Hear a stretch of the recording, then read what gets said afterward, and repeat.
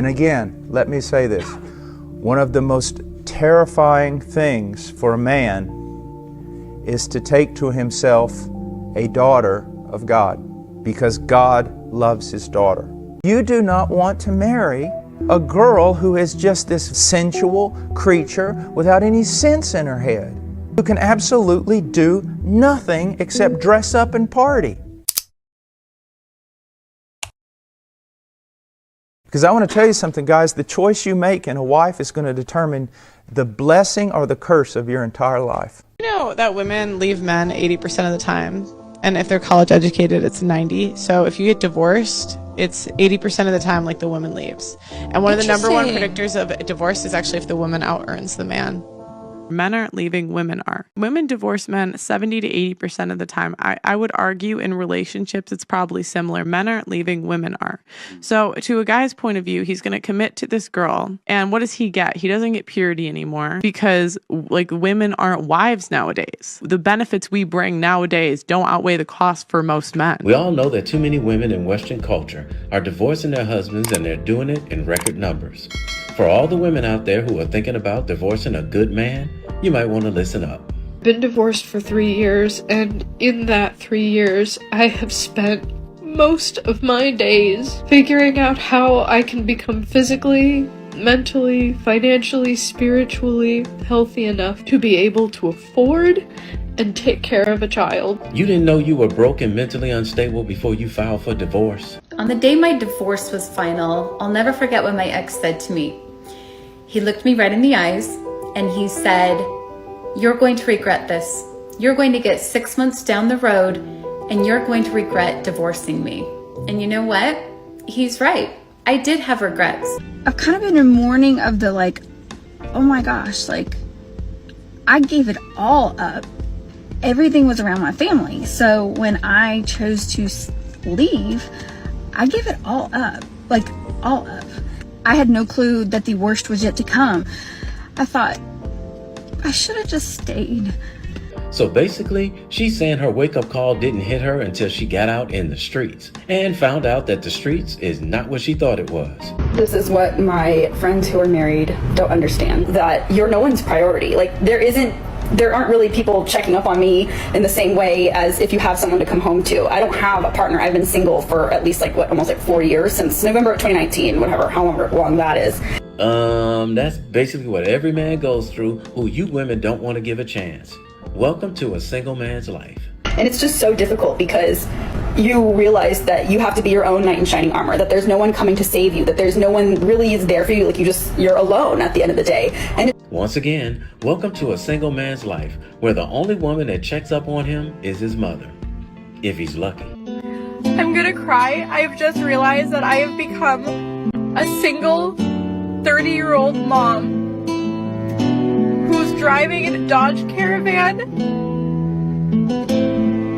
checking out other men while driving in a subdivision, a suburban subdivision. I am a single 30-year-old woman with 3 children driving a minivan, checking out other dads.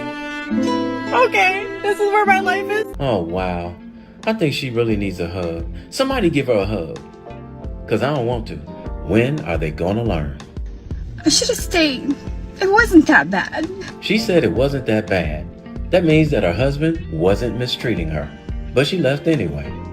And there's just timelines that you can't stop. And so it is what it is. And, you know, I'm 47 years old. And it's not like I'm 25. I could have stayed. I'm so mad that I think this way. I could have stayed. My life would have been so much easier. Am I the only one that noticed that all she's talking about was the lifestyle? Not one time did she say that she missed her husband. So basically, she's crying because she didn't get cash and prizes on her way out the door. That reminds me of an old school song.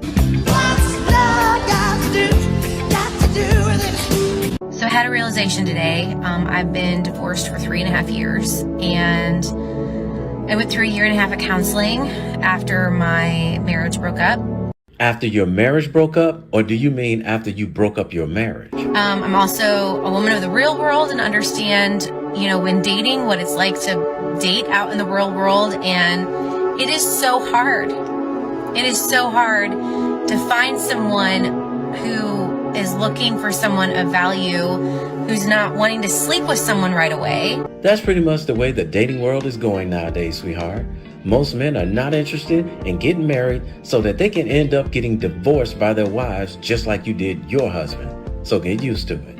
Don't get me wrong, a few of the divorced women will get some play from men. And those women, they'll think they're in a wholesome relationship.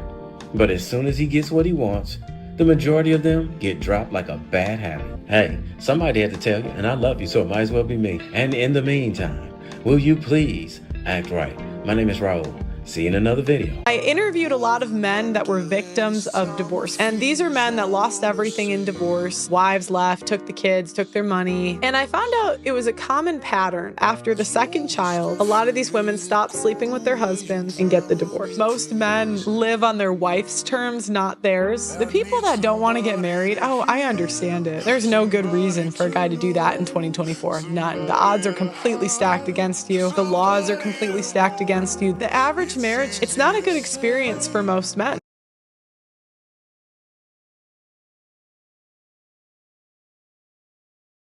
The average marriage, it's not a good experience for most men. My conclusion is the couples that make it work and figure it out in this mess of an environment, you know they're there because they love each other. Because there's nothing in this society that's keeping people together. Marriage seems to be going away for the middle class and be something for the upper class, and that's it. On the day my divorce was final, I'll never forget what my ex said to me.